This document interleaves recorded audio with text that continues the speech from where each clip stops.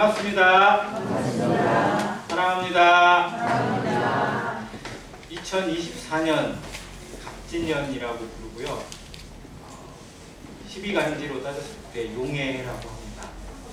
그리고 어떤 동물들 할 때마다 색깔이 나오는데 올해는 어떤 용이라고 하나요? 청룡. 네, 청룡해라고 합니다. 청룡이 좋은 건지 안 좋은 건지 모르겠어요. 근데 일단 할인이가 용띠거든요. 할인이 너의 해다 열심히 해라라고 했는데 서양에서는 용이 조금은 좀 어차피 사단 마귀를 의미하는 그 부분에도 포함되어 있고 또 항상 보면 안 좋은 쪽의 역할로 많이 나 있어요. 그래서 서양에서는 용을 대적, 마귀, 사탄 혹은 악의 세력을 의미하는 반면에 동양 쪽에서는 용이 좀 신성한 동물로 여겨져서 이무기가 몇 년 묵으면 500년을 묵으면 1000년을 묵으면 용이 되어 승천한다고 알려지고 개천에서 용 났다고 하는 얘기도 하면서 이름에도 왕의 모든 것들에 용자가 들어가는 이유도 그 의미가 좀 있다고 생각이 되어집니다. 아무튼 올 한 해 더욱 주님의 은혜로 인하여 솟구쳐 올라가는 용이 승천하는 것보다 더 힘차게 올라가는 안양교회 성도 되길 바라고 올 한 해 교회 표어를 이렇게 정해봤습니다. 같이 한번 읽어주시겠어요? 표어입니다. 시작! 밥 먹기 전이라 조금 힘이 좀 떨어지신 것 같긴 합니다. 주일학생들이 여기 있어야 되는데 주일학생들한테 전에 한번 연습을 시켜봤거든요. 목소리가 엄청 크더라고요. 근데 오늘 소리가 별로 안 나는 거예요. 다시 한번 하겠습니다. 시작! 일어나라! 빛을 발하라! 일어나라! 빛을 발하라! 라는 말씀 같이 한번 찾아보겠습니다. 이사야 60장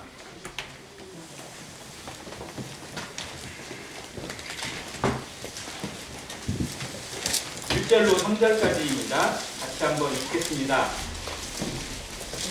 이사야 60장 1절부터 3절까지 시작! 일어나라 빛을 발하라 이는 내 빛이 이르렀고 여호와의 영광이 내 위에 임하였음이니라.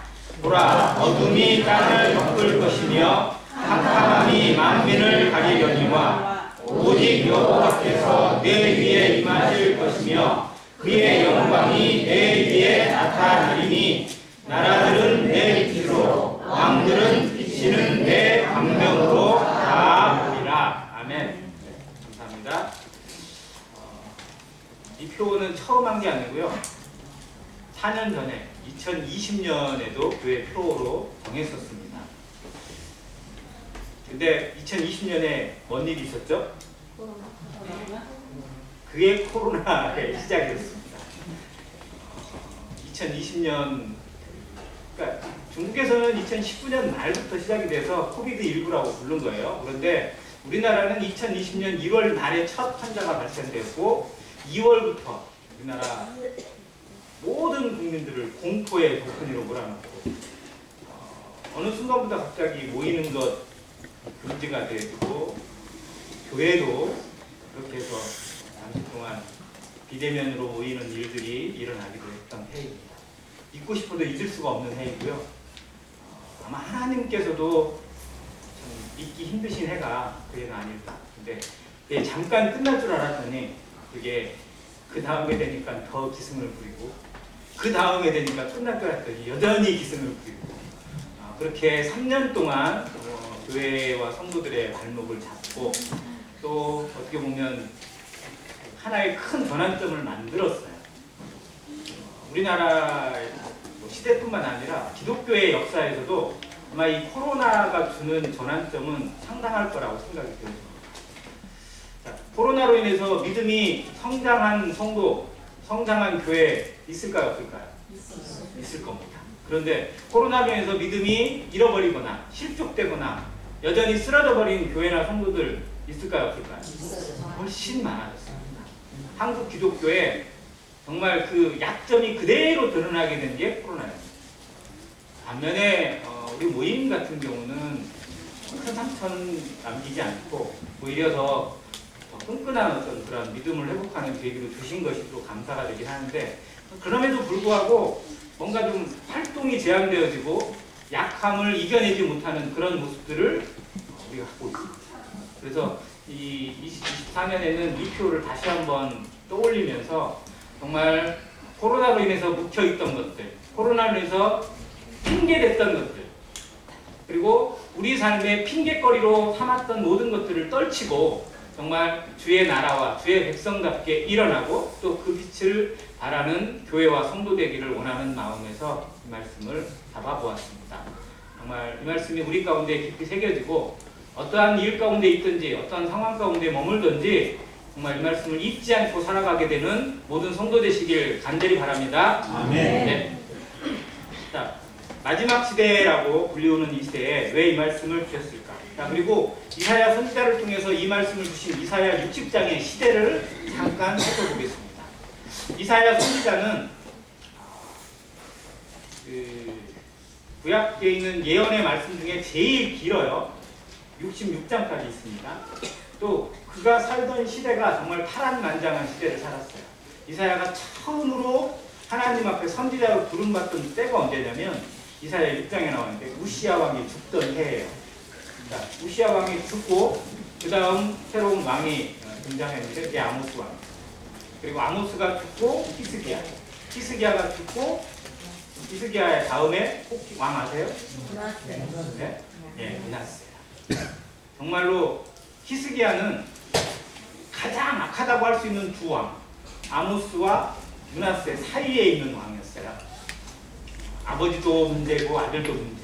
그런데 정작 본인은 아무 문제도 없었나? 아니, 본인도 문제예요, 실상. 자, 근데 그 시대를 쭉 지나면서 옆에 있는 강대국 아수르의 침략도 여러 번 받고요. 그 가운데 심지어 항복하기도 하고 그들을 물리치는 놀라운 기적도 베풀기도 했습니다. 그런데 그 시대적 상황 가운데 이사야 선지자는 그 시대를 예언할 뿐만 아니라 다가오는 시대를 예언합니다. 그리고 이스라엘에게 임할 곤란과 어려움과 환란을 계속 예언을 했어요. 그런데 그 예언의 대부분이 다 어디로 연결되냐면 마지막 시대, 다음 시대, 새 언약으로 주어지는 예수 그리스도의 시대로 계속 연결시키는 고리가 돼요. 그래서 이사야를 구약의 복음, 즉 제5복음서라고 부릅니다. 왜냐하면 예수님에 대한 예언, 예수님이 행하시는 행적과 죽으심과 구원에 대한 모든 예언들이 거의 다 이사야에 포함되어 있어요. 제5복음서라고 부를 정도입니다. 자, 이 시대는 히스기야라는 잠깐 반짝이는 빛이 있었지만 그것도 오래가지 못했어요. 히스기야 시대도 좀 저도 되게 아쉬운 게 뭐냐면 히스기야가 병들었다가 고침 받은데 몇 년의 삶을 더 연장받았어요? 15년. 어마어마하죠. 근데 그 15년의 삶을 연장받고 히스기야의 신앙이 정말 뜨거웠어야 됐는데 오히려 퇴보했어요. 하나님의 나라의 입장에서 보면 히스기야가 차라리 일찍 죽은 게 나을 수도 있었어요. 일찍 죽으라는 게 어떻게 보면 저주 같잖아요. 그런데 히스기야가 15년생을 연장받지 않고 죽었다면 므낫세는 태어나지 않았어요. 왜냐하면 므낫세는 그가 생명을 연장받은 후에 7년 후에 태어났어요. 8살에 왕이 돼요. 그러니까 원칙적으로 보면 그는 왕이 될 수 있는 왕자가 아닙니다. 그런데 좀 그런 시대적인 어떤 흐름을 가지고 왕이 되었고요. 55년 동안 통치하면서 이스라엘이라는 나라, 유다 왕국을 완전히 초토화시켜버려요. 그냥 온갖 곳에 산당을 다 지어놓고 우상 섬기고 이러면서 정말 쑥대밭을 만들어버렸어요. 얼마나 그 피해가 컸냐면 요시야라는 새로운 왕이 등장해서 31년 동안 개혁 정치를 했어요. 그런데도 회복을 못했어요.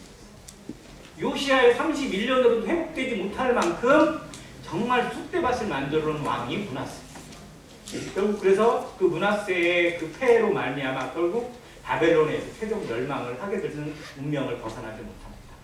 자, 그런 의미에서 보면 이 히스기야에 참 안타까움이 있고 이사야는 그러한 것들을 하나님의 계시로 받으면서도 정말 얼마나 예언할 때마다 아픔이 있겠어요. 예레미야는 정말 말도 못하겠지만 이사야도 역시 마찬가지예요. 시대적 상황은 갈수록 안 좋아요. 그런데 하나님의 말씀은 계속 와요. 그걸 전하라는 거예요. 선포하라는 겁니다. 그런데 이 말씀을 보면 시대가 망한다, 시대가 안 좋아진다가 아니에요. 오히려 부흥한다는 걸 예언해요. 그럼 언제 부흥을 하느냐? 이것을 그들에게 미래적 비전으로 보여주고 있습니다. 일어나라, 빛을 발하라. 이는 내 빛이 이르렀고 여호와의 영광이 누구 위에? 너의 위에 임하였다고 말씀합니다. 자, 이스라엘은 지금 현재 여호와의 영광이 임한 모습도 아니에요. 그들은 망해가고 있어요. 바벨론에게 망해지는 그 순간을 해서 계속 달려가고 있는 입장이었는데 선지자는 이 말씀을 주고 있습니다. 자, 2절이 그걸 보여주고 있어요. 뭐가? 어둠이 땅을 덮어요. 좋은 거예요, 안 좋은 거예요? 극히 안 좋은 거죠. 또 캄캄함이 만민을 가리려니와. 좋아요, 안 좋아요? 안 좋아요. 어둠, 캄캄함, 죄, 뭐 이런 것들은요 성경에서 정말 암흑 시대를 보여주고 있고 죄와 하나님을 떠난 상태를 보여주고 있습니다. 창세기 1장 2절에 보면, 자, 1장 1절이 뭐예요? 창세기 1장 1절. 태초에 하나님이 천지를 창조하시니라 라고 했어요. 그때 뭐가 있어요? 그때 당시에 빛이 있기 전에 뭐가 있던 거예요? 흑암이 있었어요. 흑암. 그게 하나님이 창조를 통해서 바꾸시는 상태예요. 왜 빛을 주셨냐? 흑암이 있어요. 흑암이 덮고 있기 때문에 그래요. 즉 그 상태를 어떤 그 영적인 표현에서 뭐라고 하냐면 사탄이 하나님의 보좌에 단역해서 북극 집회를 열고 대명성, 즉 루시퍼가 하나님 앞에 하늘에서 범죄했던 상태를 창세기 1장 2절이 보여준다고 얘기를 합니다. 그건 분별이에요. 뭐 그게 맞다 안 맞다가 아니라 그 상태에서 빛을 통해서 세상에 질서를 주시고 희망을 주시고 생명을 주신 하나님의 말씀입니다. 자, 어둠이 땅을 덮고 캄캄함이 만민을 가리고 흑암이 가득한 그 상황은 하나님이 개입되기 힘들고 하나님의 생명을 잃어버리고 하나님의 말씀이 없는 상태를 보여줘요. 우리의 상태는 어떤 상태인지 알아야 됩니다. 우리에겐 빛이 있는지 아니면 어둠이 우리를 감싸고 있는지. 그런데 상황은 어려운데 오직 여호와께서 내 위에 임하실 것이며 그의 영광이 내 위에 나타나리라고 말씀해주세요. 하나님은 어둠이 가득 차고 흑암이 가득 찬 세상에 새로운 생명, 새 세계를 만들기 위해서 빛이 있으라라고 명하셨습니다. 그리고 빛이 있었어요, 없었어요? 있었습니다. 이건 태양빛이에요? 아닙니다. 태양은 언제 만들었어요? 상대의 넷째 날 만들었어요. 해는. 이건 태양빛이 아니에요. 태양빛보다 훨씬 더 놀라운 하나님의 생명의 빛, 온 우주 만물에 모든 생명체에 생명을 주는 하나님의 말씀의 능력, 이 빛입니다. 이 빛이 있었어요. 하나님은 빛이십니다. 빛으로 이 땅에 오셨고 그 빛이 누구를 통해서? 예수 그리스도를 통해서 모든 인생들에게 비치셨습니다. 그래서 요한복음 1장이 창세기 1장과 그대로 연결되어지는 거예요. 빛으로 오신 예수 그리스도. 그 예수 그리스도의 그 생명을 나는 빛, 생명의 능력의 빛이 우리에게 비쳤어요. 처음엔 누구에게 비쳤어요? 요한복음 1장을 보면 자기 백성. 누구예요? 이스라엘 민족. 이스라엘 민족에 비추셨어요. 원래 이방인에게 비춘 게 아니에요. 하나님의 모든 섭리에는 이방인도 포함되어 있었지만 그걸 이루는 기초가, 시작이 유대인이었고 이스라엘이었어요. 그래서 이스라엘에게 비추신 거고 마태복음에 보면 예수님은 누구의 왕으로? 유대인의 왕으로 오신 분이에요. 그래서 동방에서 온 박사들이 유대인의 왕으로 나시니까 어디 있느냐가 라고 우리가 경배하러 왔다고 했잖아요. 자, 그 빛을 유대인들은 받았어요. 요한복음 1장 11절입니다. 자기 땅에 오면 자기 백성이 영접했다 안 했다? 안 했어요. 그 빛을 거부했습니다. 그 빛을 비추기를 거부했고 그 빛 자체를 거절했어요. 영접하지 않아야 했어요. 그러나 영접하는 자, 곧 그 이름을 믿는 자들에게는 하나님의 자녀가 되는 권세를 내주셨어요. 그래서 이스라엘이 버림으로, 이스라엘이 물러남으로 인해서 그 영광의 빛을 우리가, 이방인인 우리가, 이 교회가 받게 되었고 그 사명을 다하는 새 언약을 누리는 자가 되었습니다. 이사야 60장의 이 말씀은요, 원래 누구에게 주신 말씀이에요? 우리에게 주신 말씀이에요? 유대인에게 주신 말씀이에요? 유대인에게. 이사야에게 우리는 보이지도 않아요. 하나님의 섭리 안에는 들어가 있지만 이사야 선지자에게는요, 유대인들은 보이지도 않아요. 자기 백성만 생각돼요. 예레미야도 마찬가지예요. 근데 이 말씀을 주실 때는 이스라엘에게 될 것이다, 이렇게 되게 하신다라고 주시는 말씀이에요. 그게 구약에 나타나는 새 언약입니다. 우리는 새 언약의 주인공이 아니에요. 이스라엘이 미끄러짐으로, 이스라엘이 거절함으로 우리가 그걸 물려받게 된 거고 대신하게 된 거예요. 즉 우리는 이스라엘 대타예요. 대타. 그런데 그 대타가 오히려 더 큰 은혜를 누리고 더 큰 주인공이 되고 더 큰 하나님의 자녀라는 말할 수 없는 은혜를 갖게 되었다는 사실이 정말 성경의 진리입니다. 자, 일어나라 빛을 발하라고 하시는 이 말씀은요, 이스라엘에게 주신 건데 실상은 이걸 누가 누리고 있어요? 교회가 누리고 있습니다. 자, 그러면 이스라엘은 영원히 잊혀지나요? 아니요. 하나님은 이스라엘을 포기하신 적이 없습니다. 영원히 포기하지 않으시고요, 반드시 그들에게 말씀하신 그대로 그들을 회복하는 때가 있다 없다 있다는 겁니다. 그걸 지금 이뤄가고 있어요. 우리가 다니엘서 71의 예언에서 보는 것처럼 또 계시록에 있는 예언서에서 보는 것처럼 이스라엘 민족이 회복되어져서 지금 이스라엘이 나라로는 독립을 했어요. 이제 뼈가 말라 비틀어져서 정말 골짜기에 다 버려졌던 뼈가 붙어서 일어나긴 했어요. 그런데 이 안에 뭐가 없어요? 생기가 없어요. 생기가 창세기의 2장에 있는 그 생기가 이스라엘을 살리는 거고요, 사람을 살리는 거예요. 이 생기가 있어야 뭐가 돼요? 생영이 돼요. 살아있는 영이 되어서 하나님과 호흡하고 하나님을 느끼고 하나님을 만나고 하나님을 예배할 수 있는 거예요. 근데 이스라엘은 몸은 살았는데 생기를 아직 회복 못했어요. 그때가 아마 마지막 때 7년 대환란의 때에 그들이 민족적으로 회개하고 이스라엘의 모든 것들이 적그리스도가 판을 치는 그 시대에 그들과 맞서서 복음을 전하고 세상 끝에까지 모든 민족에게 복음을 전하는 마지막 사명을 다하는 14만 4천이 되게 할 것입니다.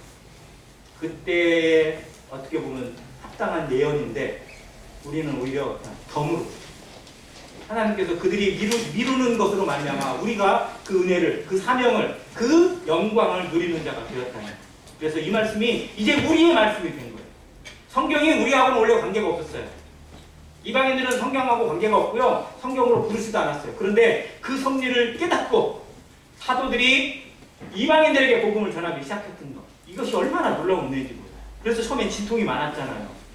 야, 이방인들이 믿으려면 할례를 받아야 되고 율법을 지켜야 되고 뭣도 해야 되고 뭣도 해야 되고 이래야 된다 라고 해서 복음을 해방했던 우리들까지 있었어요. 자, 그런데 그 모든 걸 다 이겨내고 정말 이방인에게 주신 온전한 믿음으로 말미암는 은혜, 예수 그리스도의 십자가와 보혈과 부활을 말미암아 주시는 구원의 능력을 맛보게 되고 이제 그들이 하나님의 나라의 주인공이 되고 하나님의 나라가 되고 하나님 앞에 사명자가 되어져서 세상 끝까지 복음을 전하는 이 놀라운 영광을, 사명을 지니고 살아가는 교회가 되게 하셨습니다. 이 교회의 가치를 보여주는 말씀으로 우리가 봤습니다. 자, 일어나라 빛을 발하라는 말씀을 조금 분석해 볼게요. 이 말씀은 명령이에요? 부탁이에요? 명령입니다. 누구의 명령? 하나님의 명령. 부모의 명령도, 선생님의 명령도 조금 좀 약해지긴 했어요. 이 시대는 선생님의 명령이 명령이에요. 어때? 학교의 학생들 보면 선생님이 명령을 하면 그것도 좀 이상해. 신고거리가 되나 봐요. 함부로 말하고 함부로 지시한다. 이게 선생님들이요, 우리 모임에 교사들이 얼마나 많아요. 우리 안행교회도 있지만요, 다른 모임에 제가 만나는 그 청년 형제 자매들 교사들이 정말 많거든요. 죽다 못해 일하고 있는 느낌을 받아요. 말을 제대로 꺼낼 수가 없대요. 그 말을 녹음해가지고 그걸로 뭐 학생 인권에 뭐 어긋나는 것처럼 신고를 하기도 하고, 조금만 좀 약간의 심한 말을 하면 학대를 했다고 그러고 이런 식으로 신고를 해버리니까, 그러니 교사들이 자살하고 교사들이 일을 그만두고, 그렇게 인기 많던 교대가 제일 그냥 인기 없고 막 이런 상황으로 흘러가고 있잖아요. 자, 그럼 부모들은 그 말의 권위나 말의 능력이 좀 세지고 있어요? 약해지고 있어요? 어때요? 우리 부모님들? 어린아이들을 양육하고 있는 부모들 어떻게 우리 말이, 부모의 말이 애들한테 잘 먹혀요? 안 먹혀요? 애들은 잘 먹힌다고 생각할지 모르겠는데. 자, 부모의 말도, 교사들의 말도, 그리고 뭐 어떻게 보면 그 대통령의 말도 아주 우습게 여기는 시대입니다. 정말 말에 대한 권위 자체가 갈수록 약해져 가고 있는 이 시대에 정말 성도들은 다른 사람의 말은 약해지더라 하더라도 누구의 말씀은, 하나님의 말씀의 권위만큼은 더 살아나야 돼요. 그게 생명이에요. 왜? 하나님은 곧 말씀이시니까.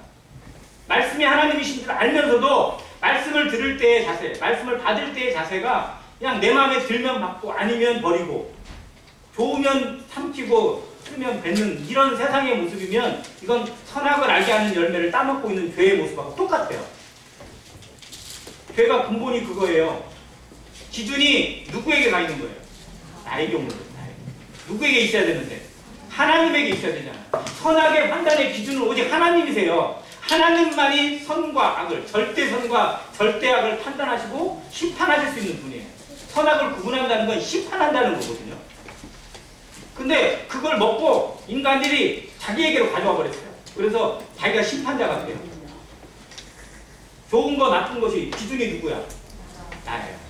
그래서 나한테 좋은 말 해주면 친구, 나한테 안 좋은 말 한다 그러면 나쁜 놈.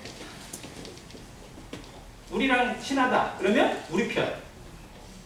나랑 안 친해 그러면 나쁜 놈. 다 나쁜 놈이야. 나랑 잘못되면 다 나쁜 놈으로 쳐버려요. 그래서 우리나라에게 친한 나라, 우리나라 어디다 친해요? 미국이랑 좀 친한 편이에요? 미국도 우리 편인지 아닌지 모르겠는데 아무튼. 자, 그러면 우리랑 안 친한 나라 어디? 일본, 북한 뭐 이런 나라는 다 나쁜 놈.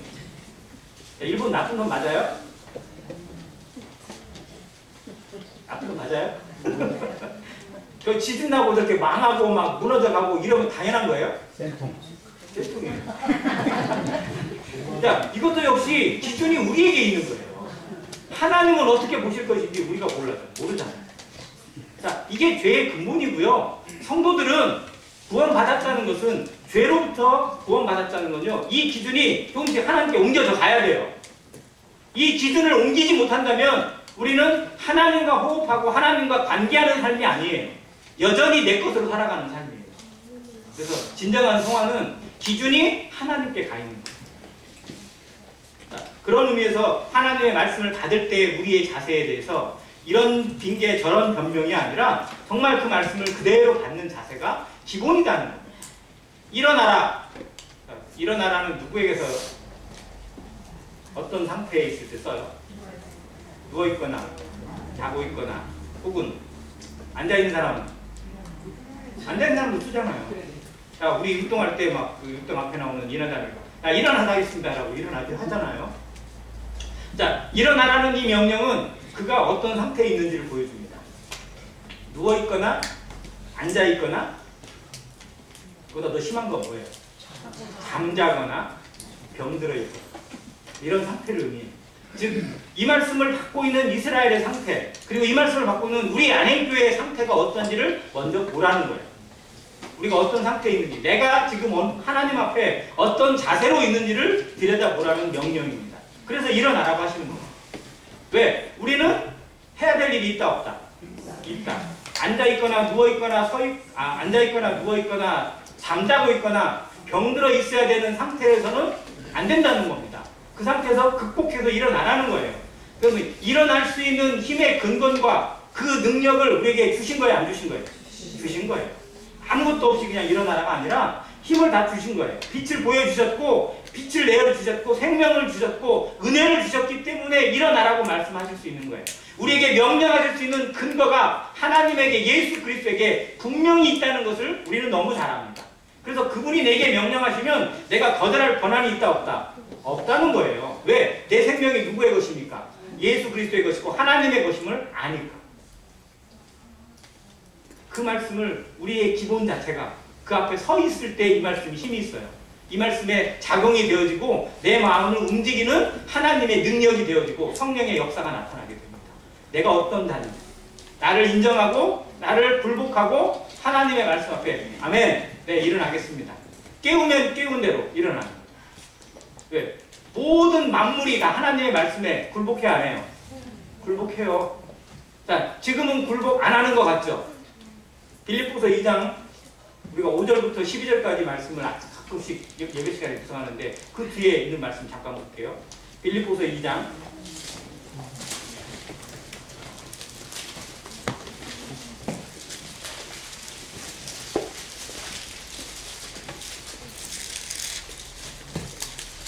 10절부터 보겠습니다. 같이 한번 읽을까요? 10절, 11절 시작.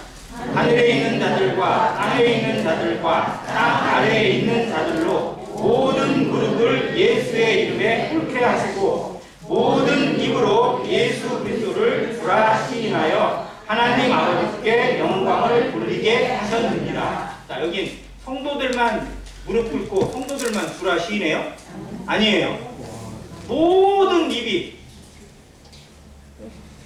모든 무릎이 다 주님께 굴복하고요. 주님을 주라 시인하게 되어 있어요. 언제? 심판의 때. 지금은 심판의 때가 아니고 은혜의 시대라서 이거를 무시하고 살아가요. 이거를 짓밟고 살아가요. 이게 죄예요, 정말. 이게 용서받을 수 없는 죄가 뭐예요? 믿지 않는 거예요. 성도들은 그럼 잘 믿어요? 성도들이 잘 믿는다는 건 뭐예요? 굴복하는 거예요. 무릎을 꿇는 겁니다. 그 입으로 시인하는 거예요. 그 말씀대로 움직이는 겁니다. 그게 진짜 믿음이에요. 그래서 우리에게 정말 이 믿음이 어떠한 삶으로 작용되고 있고 역사되고 있는지 계속 점검해야 돼요. 내가 어떤 상태인지. 일어나라 이 말씀은요, 그냥 단순히 잠자다가 일어나라 이런 자체가 아니라 정말 그리스도께서 이 세상을 향해서 이 교회를 향해서 마지막 시대를 향해서 어떤 마음으로 외치고 계시는지를 느껴보라는 겁니다. 안행교회 성도들이 이 말씀을 들을 때 정말 나에 대해서 다시 한번 자각하고 회개하고 엎드려서 정말 주님 죄송합니다. 주님 잘못했습니다. 내가 이러고 있어서는 안 되는 상황인데 정말 이렇게 살고 있는 것 다시 한번 회개합니다. 주여 내게 힘을 주시고 내게 성령의 권능으로 일어나서 주님을 향해 빛을 발하고 움직일 수 있는 자가 되도록 이끌어달라고 기도하는 게 마땅하지 않겠어요? 이것을 배우는 단어가 일어나라. 그리고 어떤 상태에 있는지 보는 거예요. 자, 그러면 주님의 말씀의 번위를 성경이 보여주고 있습니다. 예수님은 죽은 자를 살리시는 기적을 3번 베푸셨어요. 자, 첫 번째 우리가 표현할 때 달리다, 쿰. 이게 아람어는요 발음을 잘 끊어쓰기를 잘해야 돼요. 띄어쓰기를 잘해야 돼요. 달리다 쿰이 아니고 달리다 쿰이에요. 쿰이라는 단어가 스탠드 이거거든요.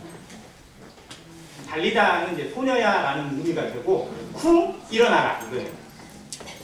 근데 이제 그거를 우리는 이제 읽기 편하게 4글자니까 두 개 떼서 할 수도 있어요. 근데 이제 뭐 의미는 통하겠지만 제대로 알고 가면 그렇습니다.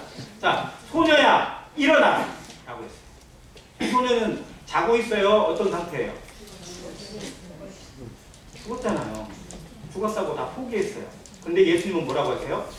잔다는 거예요. 즉 예수님은 죽은 자가 없어요.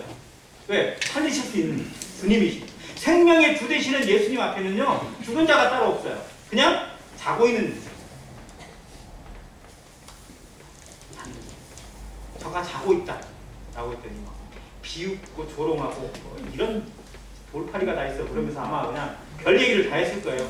그런데 그 방에 예수님이 들어가셔서 그 소녀에게 달리다 쿰 하셨을 때 이 소녀가 일어나는 거예요. 죽음도 그 어떠한 것도 예수님의 말씀 앞에 굴복한다 안 한다? 한다. 그런데 누가 예수님의 명령에 굴복하지 않아요? 아니, 성도들이 굴복 안 할 때가 있더라고.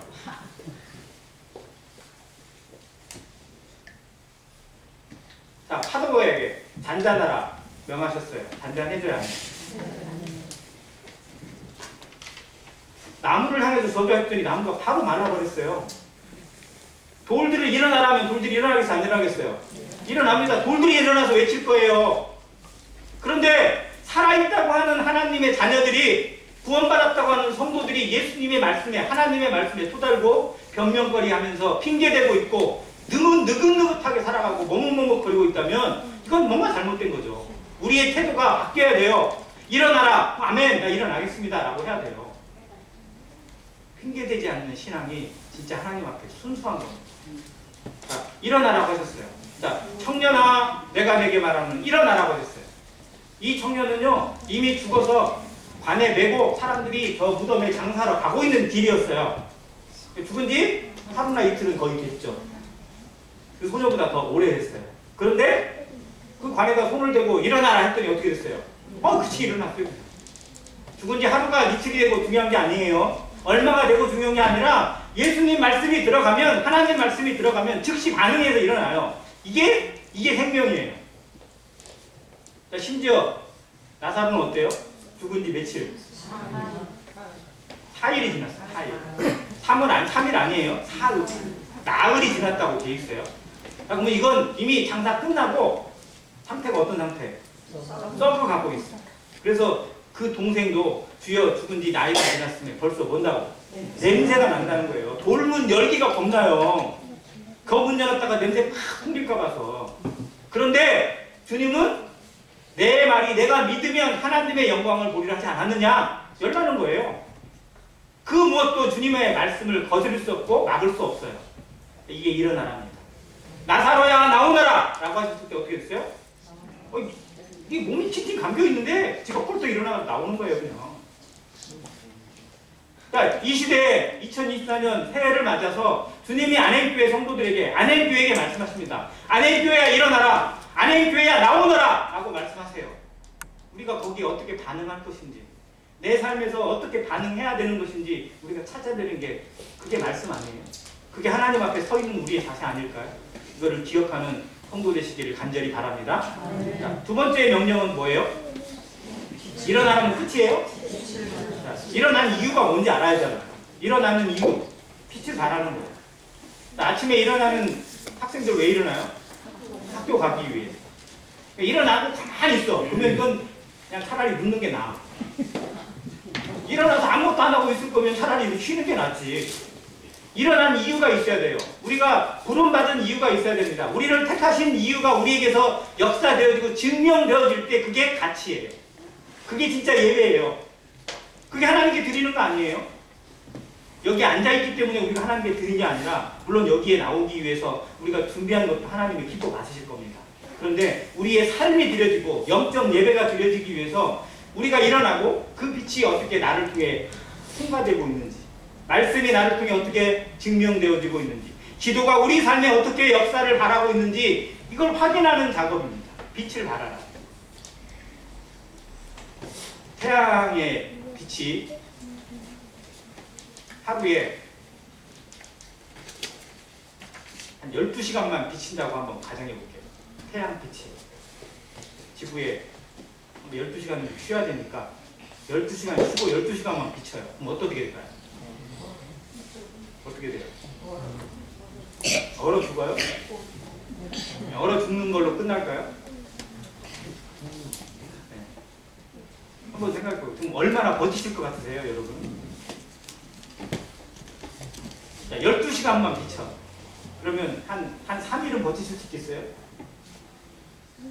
우리 생각에는 뭐 3일 안 먹어도 내가 버틸 수 있을 것 같으니까 햇빛 뭐 3일 안 받아도 뭐 괜찮을 것 같이 생각할 수 있겠어요. 그래요? 태양빛이 1분만 잘못 비춰도요, 지구는 망해요. 지구는 그런 상태예요. 우리는 그런 상태에 있어요. 하나님이 우리 인생에게 이 우주 만물에 이 지구 안에서 인간이 살아갈 수 있는 조건들 약 10만 가지 이상 있다고 합니다. 그 중에 한 가지만 잘못되잖아요. 즉시 문제가 와요. 정말 모든 인류가 생존할 수 없는 지경에 빠지게 되어 있습니다. 태양은 그래도 쉴 수가 없어요. 태양의 그 빛이 여기까지 오기까지 우리가 뭐 고민하세요? 태양이 어떻게 여기까지 올까? 얼마나 있을까? 태양 칭찬해 보신 적 있어요? 고맙다고 한번 하신 적 있어요? 태양빛에 대해서? 당연히 하나님께 고마워해야겠지만 태양이 얼마나 열심히 일하고 있는지 혹시 아세요? 태양이 그 빛을 이게 비추는데 뭐 그냥 잠깐 불을 피워놓으면 이 빛이 1억 5천만 킬로미터 가요? 태양빛이 오는 데 있어서요, 저 안에서 무슨 일이 일어나고 있냐? 핵융합 발전이 일어나고 있어요. 그 안이 핵발전소예요. 태양은. 그러니까 그 안에서 계속 쉬지 않고 핵폭발이 일어나고 있어요. 그러니까 자기를 태우는 거예요. 그 자체가 연료가 되고 그 자체가 에너지가 되어져서 계속 폭발하는 식으로 일어나는 힘이 있어야 지구까지 도달하고 또 다른 데까지 가요. 빛은 그냥 가는 게 아니에요. 빛을 비추는 힘이 있어야 가는 겁니다. 태양빛이 여기까지 오는 데 있어 얼마나 많은 에너지가 있는지 몰라요. 그래서 그 빛을 그냥 맞으면 다 죽어요. 다 타버립니다. 상부차가 사라져요. 그게 태양의 그 빛입니다. 그런데 그것을 지구의 자기장이 싹 가려주고 있잖아요. 지구의 가려등에 탁탁 비춰가지고 산란되는 것을 그 멋있는 오로라라고 부릅니다. 아무튼 태양빛은 쉼없이 타고 있고 그 빛을 비추고 있습니다. 자, 그러면 밤에는 이 태양이 저 뒤에 가려져가지고 안 보일 때 밤에 뭐가 우리를 비춰요? 달이. 달은 좀 밝아요? 어때요? 근데 정말로 어두운 밤을 갈 때, 깜깜한 가로등도 없고 정말 산길이나 이런 데 갈 때 뭐가? 달빛과 별빛이 그를 비춰요. 그때는 달빛은 진짜 밝아요. 여기서는요, 거리에 있는 형광등이나 저 네온사인이나 이런 것이 너무 빛나니까 달이 빛나지도 몰라요. 근데 달빛이 언제 진짜 역할을 하냐? 캄캄한 바다를 갈 때 달빛 보고 가는 거예요. 별빛 보고 길을 잡는 거예요. 뱃사람들에게서는 생명길이에요, 그게. 어두운 산길을 가는 사람에게 달빛은요, 그 어둠을 이겨내고 길을 찾게 하는 정말 빛입니다, 빛. 달은 근데 폭발이 있어요, 없어요? 태양처럼 이렇게 막 폭발해가지고 빛을 줘요? 어떻게 줘요, 빛을? 태양에 있는 빛을 받아서 반사시켜줘요. 자, 그래서 빛에는 두 가지가 있습니다. 첫째는 발광체가 있어요. 태양이에요. 자기 스스로 빛을 내서 비춰주는 게 있고요. 그 다음에는 반사체가 있습니다. 빛을 받아서 비춰주는 거예요. 그러면 우리는 발광체예요? 반사체예요? 우리는 막 안에서 막 빛을 막 만들어내요? 내가? 아니잖아요. 그 빛은 우리에게 있어. 이 생명의 영적인 능력의 빛의 발광체는 누구예요? 예수 그리스도십니다. 성령이세요. 우리 안에 성령을 통해서 이 정말 빛을 비춰주시고 빛을 발하게. 예수 그리스도가 우리에게 빛이잖아요. 그리스도를 아는 빛을 알게 하셨다고 기록해 주고 있습니다. 하나님이 빛이라고 했잖아요. 그리스도가 빛이세요. 그 빛이 우리에게 비쳤어요. 어둠에 있던 우리에게, 죄악 가운데 가졌던 그것에 꼼짝 말던 우리들에게 비춰서 빛이 비쳤어요.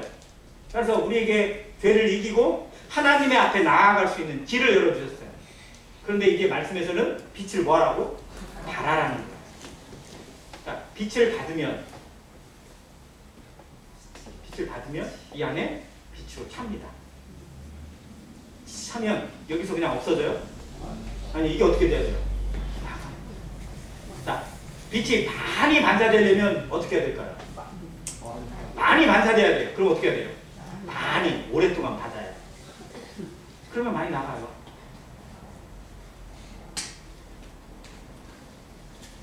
자, 저는 이걸 수돗물에 많이 이야기하거든요. 전주에 정수장이 어디 있죠? 수돗물을 공급해주는 정수장이 있습니다. 자, 거기에서 탁 해가지고 삼천동, 효자동, 송천동 모든 동에 배관들이 쭉 연결되어 있어요. 자, 우리 아파트에도 이 배관들이 쭉 연결돼서 들어오고 있습니다. 자, 이 관들이 어떠한 힘을 가지고 오는지 정말로 어마어마한 에너지가 이렇게 담겨 있을 거예요. 자, 우리는 어떻게 해요? 거기를 우리 주방에서 목욕복에서 그냥 틀기만 합니다. 스위치 딱 올리기만 합니다. 자, 조금 올리면 조금 나오고 많이 올리면 그런데 모든 집이 전부 다 물을 써. 다 물을 쓰고 있어요. 그러면 어떻게 돼요? 약간 좀 약해지더라고요. 수압이 못 따라갈 수도 있으니까. 그런데 하나도 안 쓰는 새벽에 물을 트면 어떻게 돼요? 엄청 세요. 제가 그걸 어디서 느끼냐면요. 저희 화장실에, 남자 화장실에 거기에 청소용으로 이렇게 호스 쭉 되어 있잖아요. 아마 화장실 청소해보신 분 알 거예요. 그것으로 음식물 쓰레기통 내놓고 이제 돌아오면 그 안에 막 좀 지저분하고 막 냄새나고 그러잖아요. 근데 그걸 씻거든요. 그때 그걸로 씻어요. 근데 이거를 활짝 다 열잖아요. 감당이 안 돼요. 물이 엄청 세요. 진짜 막 사람 봤으면 날아갈 것처럼 세요. 그래서 반절 약간 넘기 정도만 해도 충분하더라고요. 그런데 주방에 주일날 물 많이 있을 때 거기 열잖아요. 물이 나오다마자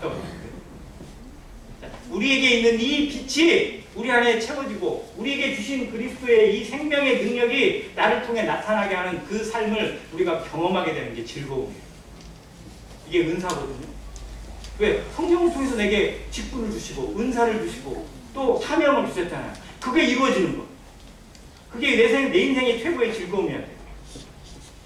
그게 주님과 동행하는 삶이고. 그 엠마오 가는 두 제자가 갈 때는 얼마나 터덕터덕했어요. 이제 우리 뭐하냐? 가면 희망도 없고 도대체 가긴 가는데 왜 가는지도 모르겠고 막 그러고 있다가 우연히 만난 예수님을 만났어요. 그리고 처음에는 누군지도 몰라보다가 그분에게 말씀을 듣고 그러다가 예수님이 갑자기 떡을 떼주셨네. 그 떡을 딱 먹고 어떻게 됐어요? 눈이 밝아져. 근데 그들이 나중에 뭐라고 해요? 길에서 우리에게 뭘 풀어주실 때, 말씀을 풀어주실 때 우리 마음이 어땠다고? 뜨겁지 않다. 근데 새로운 경험을 한 거예요. 우리에게 뭔가가 일어나게 돼요. 내 심령을 깨우고 내 심령에 비추는 빛이 있음을 느낄 때 우리 안에 뜨거워지고요. 우리가 새로워져요. 오늘 예배 시간에도 그렇지만 누구든지 그리스도 안에 있으면 뭐라고요? 새로운 피조물이라. 이전 것은 지나갔으니 보라 새 것이 되었다고 고백합니다. 근데 그 새 것을 경험해야 되잖아요. 새 것을 누리지 못하고 맨날 옛날 것만 사고 있다면 이건 진짜 비참한 거예요. 주님 안에 있는 새 것, 새 생명, 새 생활을 누리는 삶, 그것은요 주님이 내게 비추는 빛을 나도 비추는 거예요. 나를 열어야 돼요. 나를 오픈하는 겁니다. 내 마음을 오픈하고 그냥 비춰주는 거예요. 나누는 겁니다. 내게 온 그대로 나눠주는 거예요. 이건 내 거예요? 아니잖아요. 주님 것이잖아요. 주님을 나누는 거예요. 주님의 은혜를 나누는 거고 주님이 주신 복을 나누는 겁니다. 이것이 비춰지는 겁니다.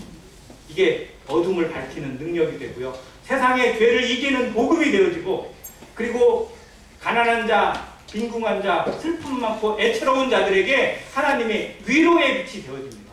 교회가 그런 곳이 아니에요. 교회에 오면 위로받고요. 교회에 오면 따뜻해지고 교회에 오면 포근해져야 돼요. 그런데 교회 와서 이상하게 상처받고 이상하게 이상해져서 오히려 더 안 나오거나 이렇게 되는 일이 있다면 이건 교회가 아니에요. 그래서 우리에게 있는 이 빛이 다른 사람에게 위로가 되고 따뜻함이 되어지고 생명이 되어지고 능력이 되어져서 주님을 전해줄 수 있는 통로가 되도록 기도하시길 바랍니다. 24년 한 해가 이제 시작되었습니다. 우리가 주님이 주시는 빛을 어떻게 받고 있는지 그 빛을 어떻게 비추고 있는지를 깊이 생각하길 바랍니다. 밑에 있는 실천사항 한번 읽을게요. 시작. 더욱 힘써 부르심과 택하심을 굳게 하라.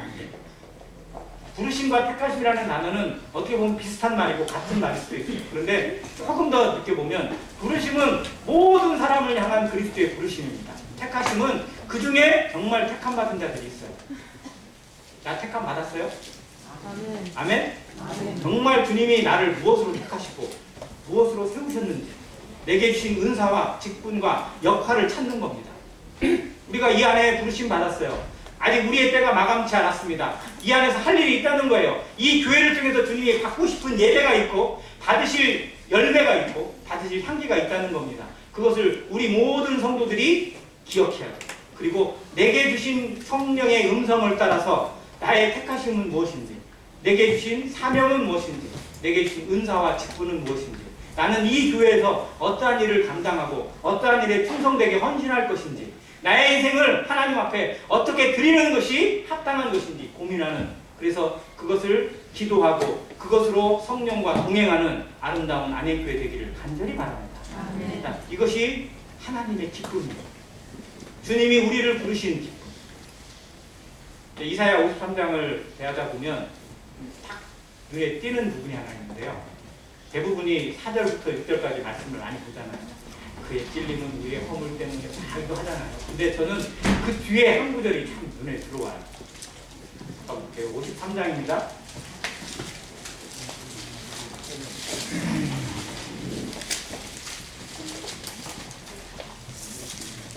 10절 보겠어요. 10절.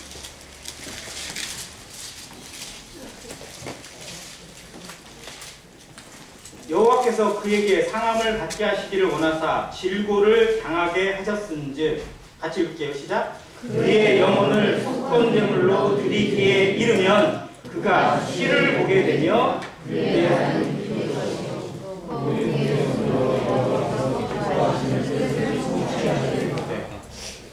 그가 뭘 본다고요? 씨를 보게 됩니다. 씨. 저는 이 씨라는 단어가 정말 마음에 많이 박혀요.